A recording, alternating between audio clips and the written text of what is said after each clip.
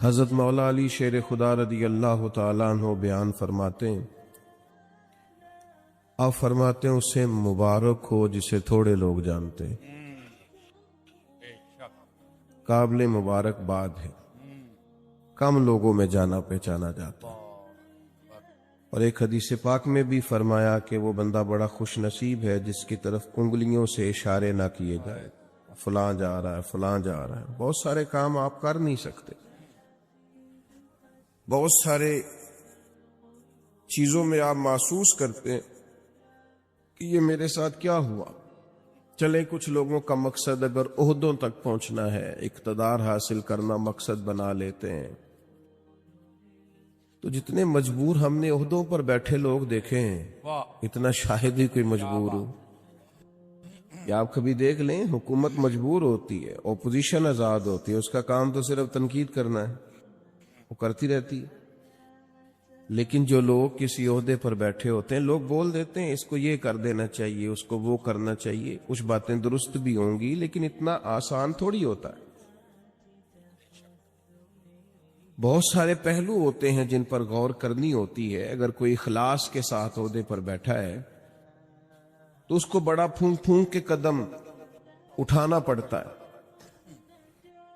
تو کسی شخص کا مقصد اگر دولت کا حصول ہو کہ مجھے ہر صورت میں پیسہ ہی جمع کرنا ہے، اس نے بھی زندگی کا کوئی پیارا مقصد نہیں پایا۔ بہت ساری جگہوں پہ دولت نفع بخش ہوتی ہے، اللہ کا فضل ہوتی ہے، لیکن اگر جائز ناجائز کا لحاظ کیے بغیر مقصود ہی صرف حصول دولت ہو تو دولت کی پیاس اور بھوک وہ والی بھوک اور پیاس ہے جو پیسے ملنے سے ختم نہیں ہوتی، بڑھتی جاتی ہے۔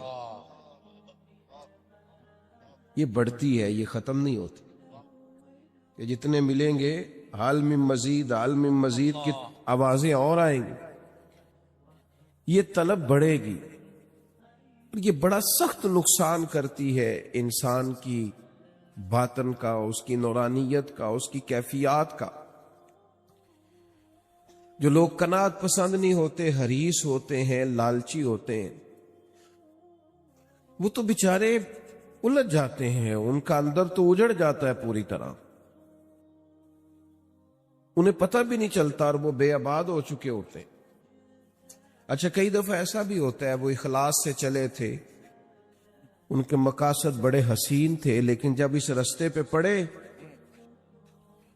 تو پھر مقصد بدل گیا، اللہ معاف کرے، پھر وہ حصول دولت، حصول دنیا، تو وہ اپنی بھی وہ کیفیت نہیں رہی ان کی، وہ خود بھی بے چین ہوتے۔ اور حدیث پاک میں موجود ہے، نبی کریم علیہ السلام نے فرمایا، دو بھوکے بھیڑیے، بھیڑیا ویسے ہی بڑا خطرناک ہوتا ہے، اور اگر اوپر سے بھوکا ہو تو بھیڑیا ویسے ہی خطرناک ہے، اور اگر بھوکا بھی ہو تو کریم فرماتے ہیں دو بھوکے بھیڑیے بکریوں کے ریوڑ میں کھلے چھوڑ دیے جائیں، کوئی روک ٹوک کرنے والا نہ ہو۔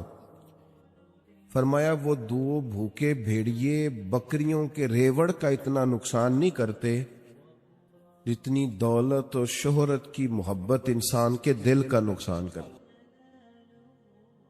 وہ اندر سے پورے طور پہ اجڑ جاتا ہے، اس کا باطن پورے طور پر تباہ ہو جاتا ہے، اسے پتہ ہی نہیں ہوتا۔ بہترین اور صاف ستھرے لباس کے پیچھے اس کی روح بے آباد ہو جاتی، کچھ بھی پاس نہیں ہوتا، ایک مشینی سی زندگی، آ رہا ہے، جا رہا ہے، بیٹھا ہے، بول رہا ہے، گفتگو کر رہا ہے، کاروبار کر رہا ہے، اس ملک میں ہے، دوسرے ملک میں ہے، 3-4 فون رکھے ہوئے، کسی کو کوئی بات بتا رہا ہے، کسی کو کوئی، صبح شام تک اسے یاد ہی نہیں رہتا صبح میں نے کیا کہا تھا، کیونکہ زندگی مشینی بن گئی ہے نا، الجھ سا گیا۔ تو یہ جتنے بھی مقاصد ہمارے ہاں لوگ پیدا کر لیتے ہیں، یہ سارے مقاصد بڑے تکلیف دہ ہوتے، لیکن اگر زندگی کا مقصد وہ حسین مقصد ہو جس کی طرف قرآن مجید نے رہنمائی فرمائی ہے، تو پھر انسان بڑا باطنی سکون محسوس کرتا ہے. اللہ تعالیٰ نے فرمایا الذی خلق الموت والحیات لیبلوکم ایکم احسن عملا. فرمایا وہ ذات جس نے موت اور حیات کو پیدا کیا ہے تاکہ پتہ چلے تم میں اچھے عمل کون کرتا ہے, بہترین کردار کون پیش کرتا ہے. ایک بات یاد رکھیے گا, ہر آدمی باصلاحیت ہوتا ہے. بہت اچھی, واہ, ہر آدمی میں اللہ نے کوئی نہ کوئی خوبی رکھی ہوئی ہوتی ہے. ایک تو ہم اپنی خوبی کا پتہ ہی نہیں کرتے. یعنی دیکھیں مسجد کے باہر لکھا ہوتا ہے میرے جیسے مولانا صاحب کا نام فلاں نے مسجد بنائی, حالانکہ جو پوری بلڈنگ کی تعمیر کے لیے چپکے سے پیسے دے گیا تھا یہ بھی اس نے کہا تھا کہ میرا ذکر نہ کرنا کسی کے سامنے. بہت اچھا, اور میاں وہ بھی بڑا بانی ہے اس ادارے کا, واہ بھائی واہ. اس کا بھی خاصا حصہ ہے یہاں. تو اگر کسی شخص کو یہ صلاحیت ملی ہے کہ وہ خرچ کر سکتا ہے, اور کسی کو یہ صلاحیت ملی ہے کہ وہ آپ کو بہترین رائے دے سکتا ہے, اچھا مشورہ دیتا ہے, اس کے پاس یہ صلاحیت ہے کہ وہ باریک بینی سے سوچ سکتا ہے کسی شعبے میں, اور آپ کے ساتھ وہ اس طرح کی معاونت کرتا ہے, تو یہ بہت بڑی صلاحیت ہے. لوگوں میں صلاحیت ہوتی ہے, لیکن ہم کیا کرتے ہیں, پہلے تو صلاحیت کو تلاش ہی نہیں کرتے, ساری زندگی کہتے رہتے ہیں اسی تو ماڑے بندے ہیں, کاری کچھ نہیں سکتے, میں تو غریب آدمی ہوں, کاری کچھ نہیں سکتا. وہ سعدی شیرازی رحمت اللہ علیہ کی خدمت میں بھی ایک شخص نے اپنے دوستوں کا شکوہ کیا تھا. اس نے کہا تھا بڑے نکمے میرے دوست, بڑے ہی ناکارہ ہیں, کسی کام کے نہیں, کسی کام نہیں آتے, بالکل ہی بیکار ہے. تو حضرت سعدی بار بار سمجھانے لگے, فرمایا یوں نہیں کہتے, کوئی تو خوبی ہوگی. اس نے کہا حضور کوئی بھی نہیں. فرمایا پھر بھی تعلق نہ توڑنا, اگر برے بدعقیدہ نہیں تو تعلق نہ توڑنا. صرف کوئی خوبی نہ ہونے کی وجہ سے تعلق توڑ رہے, حضور کوئی خوبی نہیں. تو سعدی فرمانے لگے سونو پھر بھی تعلق رکھنا, پانی جتنا مرضی میلا کچیلا بھی ہو, آگ بجھانے کے کام پھر بھی آ جایا کرتا ہے. بڑا میلا کچیلا ہے, گدلا ہے, بیکار ہے, لیکن آگ بجھائی جا سکتی ہے اس سے. تو خوبیاں ہوتی ہیں انسانوں میں. پہلی بات تو یہ ہے کہ ہم یہ جو شیخ ہوتے ہیں نا, بزرگ ہوتے ہیں, مربی ہوتے ہیں, ہمارے مشائخ, یہ بنیادی طور پر کرتے کیا تھے؟ یہ سامنے والے کو آئینہ ہی تو دکھاتے تھے, بتاتے ہی تو تھے کہ تیرے اندر خوبیاں ہیں, اور وہ خوبیاں دکھا کے اس سے کوئی نہ کوئی کام لے لیتے تھے. بڑے بڑے نکمے لوگوں سے کام لے لیتے تھے, ان کو کام پہ لگا دیتے, ان کو تسلی دینا, سمجھانا, ان کو بار بار قائل کرنا. آج کل لوگ مایوس کرتے ہیں. ہمارے پاکستان کے ایک بڑے معروف کالم نویس ہیں, انہوں نے ایک دفعہ کالم لکھا. وہ تبصرہ تو اس پر کر رہے تھے کہ ملک میں چند سیاسی جماعتوں کا راج ہے, کسی اور کو سامنے نہیں آنے دیتے. تو انہوں نے ایک مثال لکھی, کہنے لگے گاؤں کا چودھری انتقال کر گیا تو پوتا اپنی دادی سے کہنے لگا اب چودھری کون بنے گا؟ تو اس نے کہا جو چودھری فوت ہوا ہے اس کا بیٹا. تو نے کہا اگر وہ بھی فوت ہو گیا تو کہا اس کا بیٹا. وہ بھی فوت ہو گیا تو انہوں نے مثال دی. تو آخر میں وہ دادی کہنے لگی پتر سارا پنڈ بھی مر جائے تو نہیں چودھری بن لگا, تو یہ چودھریوں نہیں بننا ہے, تو فکر نہ کر. تو انہوں نے مثال دی کہ کچھ بھی ہو جائے یہ چند سیاسی لوگوں نے آنا ہے. تو میرا کچھ رابطہ رہتا تھا, میں نے انہیں فون کیا, میں نے کہا آپ قوم کو مایوس کر رہے ہیں, یہ فکر پیدا کر رہے ہیں آپ ہماری نوجوان نسل میں کہ تم آگے آ ہی نہیں سکتے. میں نے کہا تو میرے ساتھ آ, میں تجھے بتاتا ہوں غریبوں کے بچے چودھری بنے ہوئے ہیں, کیا بات, میں تمہیں بنے ہوئے دکھاتا ہوں, ہماری نظروں میں آئیں گے. یہ اپنی قوم کی تربیت کر رہے ہو کہ تم کچھ بھی نہیں کر سکتے. بہت اچھا. تم ان کی تربیت کرو کہ اٹھ باندھ کمر کیوں ڈرتا ہے, پھر دیکھ خدا کیا کرتا ہے. ہمت دلاؤ, جد و جہد کا جذبہ پیدا کرو, ان کے اندر شوق پیدا کرو, یہ محنت کریں, آگے بڑھیں, مدد کرنے والا اللہ ہے. علاقے میں جو چودھری کہلاتے تھے ان کا بچہ پڑھا نہیں ہے، وہ اسی کمپنی کے دروازے پر گن مین ہے، اور اسی علاقے کا جو غریب کہلاتا تھا اس کا بچہ پڑھ کے اسی کمپنی کے اندر مینیجر لگا ہوا ہے. تو آؤ ہم دکھاتے ہیں. آپ لوگوں کو مایوس تو ایک تو صلاحیت کو بھانپیں کہ ہم کیا کردار ادا کر سکتے ہیں، وہ والا کردار ادا کریں. ہم کیا ڈیوٹی کر سکتے ہیں، وہ والی ڈیوٹی کریں. اور پھر اپنی جو زندگی ہے، جو مقصد ہے، اس کو صحیح جگہ پہ خرچ کریں. غلط جگہ پہ استعمال. کچھ لوگوں کو اللہ صلاحیت دیتا ہے نا، باصلاحیت ہوتے ہیں، لیکن وہ اپنی صلاحیت کا استعمال ٹھیک. اچھا یہ بتائیں، جس کی آواز سریلی ہوتی ہے اپنی وجہ سے ہے کہ اللہ کی عطا ہے؟ اللہ کی عطا ہے. سبحان اللہ. تو جو آنکھیں میں نعت سناندہ 60,000 لینا ہے، پھر واہ بھائی اس سے پوچھا جائے گا کہ یہ آواز سریلی کرنے کے تو نے دیے کتنے، پہلے یہ بتانا. خدا کے بندے، اللہ نے اپنے فضل سے صلاحیت دی ہے اور تو غلط جگہ پہ استعمال کر رہا ہے، نوٹ کمانے لگ گیا. اور پھر یہ کہ تیرے نخرہ ہے کہ وہ سنبھالا نہیں جا رہا الا ماشاءاللہ. اور پھر یہ کہ جس محبوب پاک علیہ الصلوۃ والسلام کی نعت پڑھ کے اللہ نے تجھے عزت دی ہے، ان کی سنت کا لحاظ تک نہیں تو کرتا، شریعت کا پاس تک نہیں ہے تجھے. تو سمجھے چیزوں کو، اللہ نے صلاحیت اپنے فضل سے دی ہے. بڑے بھائی ہوتے ہیں، 4 5 6 بھائی ہیں، لیکن ان میں سے اللہ تعالیٰ کسی کو صلاحیت دے دیتا، آگے گزر جاتا ہے. اب وہ کیا کرتا ہے، وہ جناب جس کو تھوڑے سے پیسے مل جائیں یا معروف ہو جائے یا جانا پہچانا جائے، وہ مشورے دے دے کے مار دیتا ہے. وہ ایسے بات کر رہا ہوتا جیسے بڑا پروفیسر ہے. او بھائی خدا نے فضل کر دیا، تیرا جی میں رہے، اللہ سے ڈر. اپنی صلاحیت کا غلط استعمال نہ کرے کبھی بھی. اگر باصلاحیت ہے تو اس اپنے آپ سے کوئی کام لے لیں، اپنے وجود کو بیکار نہ کریں. کوئی خدمت لیں، اس سے کوئی ڈیوٹی لیں، اپنے آپ کو کسی کام پہ لگا دیں، ورنہ ضائع ہو جائیں گے. بڑے لوگ ہیں ایسے باصلاحیت ہیں، لیکن ایسے کاموں میں وقت ضائع کرتے ہیں جو ان کے والا ہے ہی نہیں، بیکار اپنا وقت ضائع کرتے ہیں. ہارون رشید بیٹھے تھے تو بہت سارے لوگ بادشاہ کے دربار میں آیا کرتے تھے. تو ایک صاحب آ گئے، وہ کہنے لگے میں آپ کو کوئی کرتب دکھاؤں گا اور پھر آپ سے انعام پاؤں گا. یہ آتے ہیں نا کرتب دکھانے والے، میجک شو کرنے والے، پھر وہ کچھ دکھاتے ہیں اور ان کو 10 روپے 20 روپے ایک آدمی دیتا ہے. اس نے کہا میں کرتب دکھاؤں گا اور آپ سے انعام لوں گا. کہا چلو. تو کچی دیواریں ہوتی تھی، اس نے سوئی ایک پھینکی، وہ جا کے دیوار میں لگی. سوئی کے پیچھے ایک چھوٹا سا سوراخ ہوتا ہے، پنجاب میں لوگ اس کو نکا کہتے ہیں، اس میں دھاگا ڈالا جاتا ہے. عجیب بات یہ کہ آپ کی توجہ ہے میری بات پر، اس کرتب دکھانے والے نے دوسری سوئی پھینکی تو وہ جا کے اس سوراخ میں لگی جس میں دھاگا ڈالا جاتا ہے. وہ تیسری پھینکی تو وہ دوسری کے سوراخ میں جا کے، اتنا مضبوط نشانہ. کمال. اس نے 12 سوئیاں پھینکی، ایک دوسرے کے نکے میں لگتی، سوراخ میں.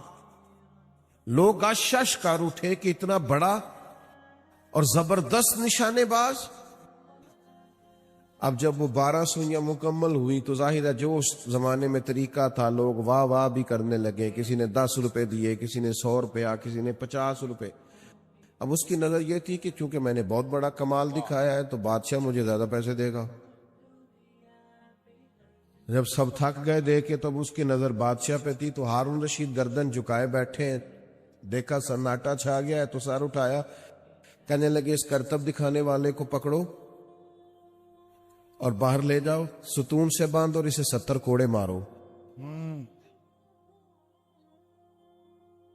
وہ کہنے لگا بادشاہ میری غلطی، میں نے تو کمال دکھایا ہے اور یہ کمال لوگ آن کر کے دکھایا کرتے ہیں اور آپ سے انعام پاتے ہیں، تو آپ یہ ہے کہ مجھے کوڑے لگوا رہے. تو بادشاہ سلامت کہنے لگے کوڑے اس لیے لگوا رہا ہوں کہ اللہ تعالیٰ نے اتنا بہترین نشانہ دیا، تو مداری بن گیا، تیری سزا بنتی ہے۔ اس نے کہا حضور پھر کیا کروں؟ فرمایا میں تجھے فوج میں بھرتی کرتا ہوں، یہ جو نشانے کا اللہ نے کمال دیا ہے یہ کافر پہ لگا تھا کہ دین کے جھنڈے کو اللہ سر بلندی عطا کرے، سبحان اللہ، یہ کافر پہ لگا، اپنی صلاحیت کو ضائع کر رہا ہے، بیکار کر رہا ہے۔ بہت اچھا۔ اللہ تعالیٰ نے قرآن مجید کے اندر یہ ارشاد فرمایا ہے کہ النبی اولا بالمؤمنین من انفسہم، فرمایا نبی کریم صلی اللہ تعالی علیہ وسلم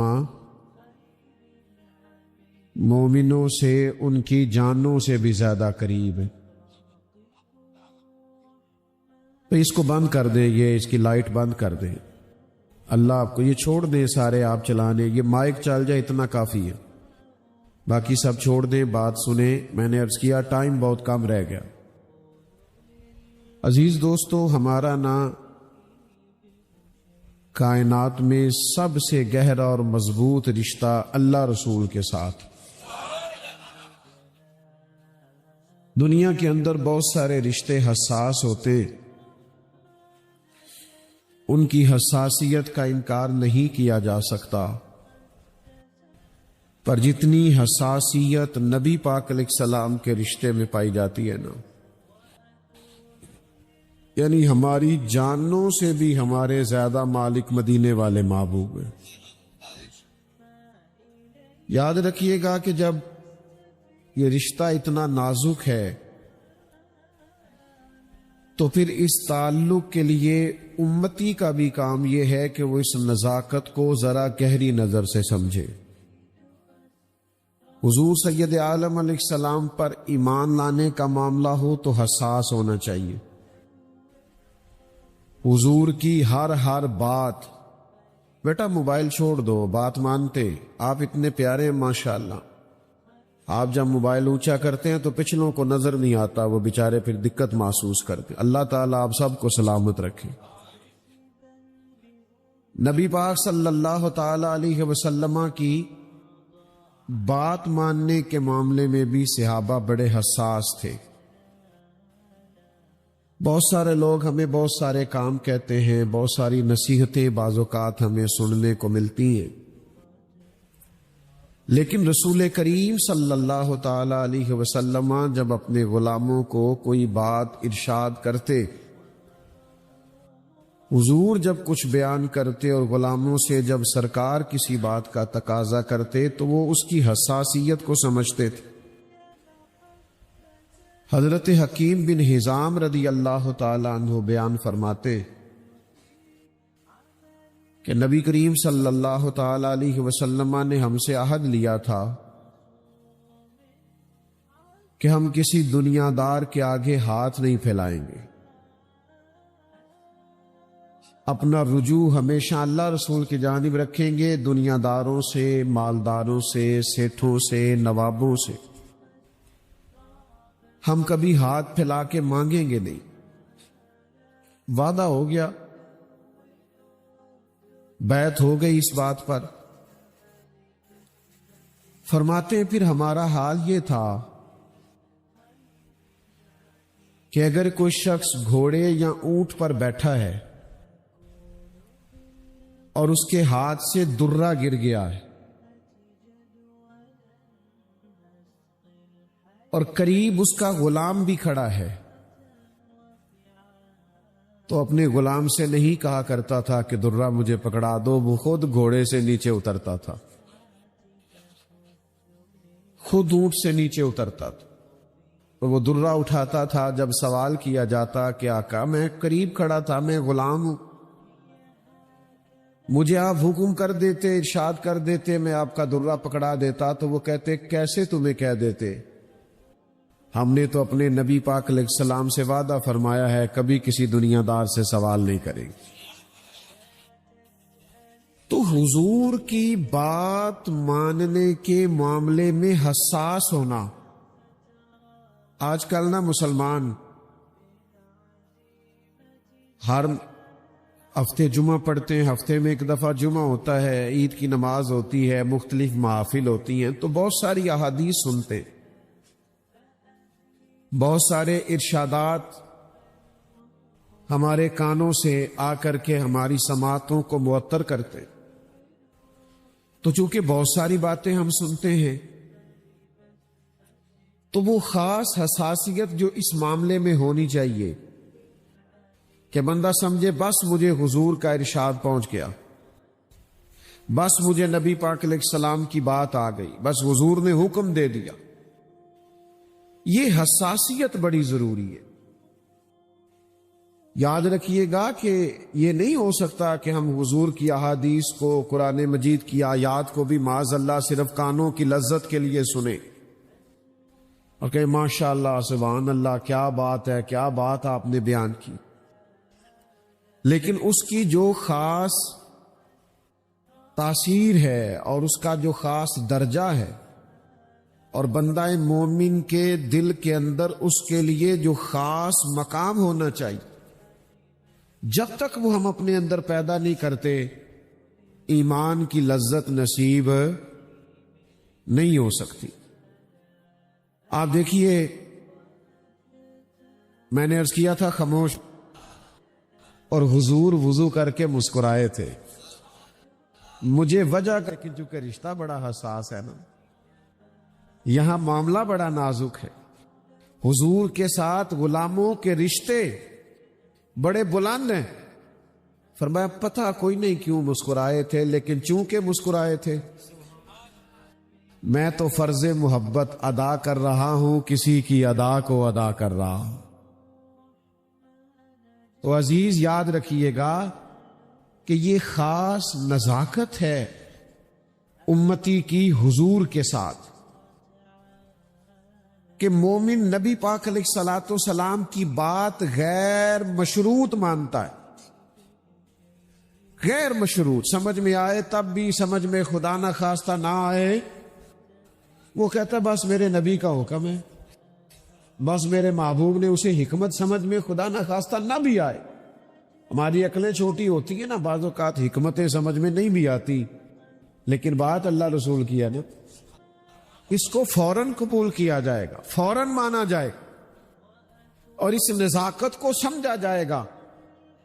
نبی کریم علیہ السلام جمعہ پڑھا رہے ہیں، تو جیسے میں نے ابھی 2-4 دوستوں سے کہا نا، بعض اوقات کہنا پڑتا ہے موبائل بند کر دے اور بیٹھ جائیں اور خاموش ہو جائیں۔ یہ نقیب محفل یا خطیب یا اسٹیج سیکرٹری یہ لوگ بولتے ہیں، بعض اوقات نظم و نسق کو درست کرنے کے لیے نا، ماحول کو بہتر کرنے کے لیے کئی دفعہ کہنا پڑتا ہے، اور ڈر، ہمیں تو ڈر بھی لگتا ہے کسی کا دل نہ ٹوٹ جائے، دل آزاری نہ ہو جائے، کہنا پڑتا ہے بہرحال کہ یہ ذرا درست کر لو۔ تو یہ بعض اوقات ایسے مواقع آ جاتے ہیں۔ تو حضور علیہ السلام نا جمعہ پڑھا رہے تھے، تو ایک صاحب کھڑے ہو گئے، تو محبوب نے فرمایا بیٹھ جاؤ۔ ایک صحابی دروازے پہ تھے، ابھی ان کے کانوں میں آواز گئی، وہ وہی بیٹھ گئے۔ ایک قبیلہ بنو غنم میں تھے، ان کے کانوں میں وہی آواز گئی اور وہ وہی بیٹھ گئے۔ جس نے جہاں سنا وہ وہی۔ اچھا، نبی پاک علیہ السلام نے ایک شخص سے کہا، تو جب سوال ہوا نا کہ بھئی آپ سے تو نہیں کہا تھا، آپ سے تو نہیں کہا تھا، آپ سے تو نہیں کہا تھا، یہ تو فلاں سے کہا تھا، تو کہا یا رسول اللہ اپنے نام تو نہیں نہ لیا۔ یہ محبوب کی بارگاہ ہے، بس اشارہ ہو گیا، بس حکم ہو گیا، بس ہم سمجھ گئے کہ کریم کی اس وقت رضا یہ ہے کہ بیٹھ جاؤ، بس حضور کی مرضی یہ ہے کہ بیٹھ جاؤ۔ تو چونکہ نام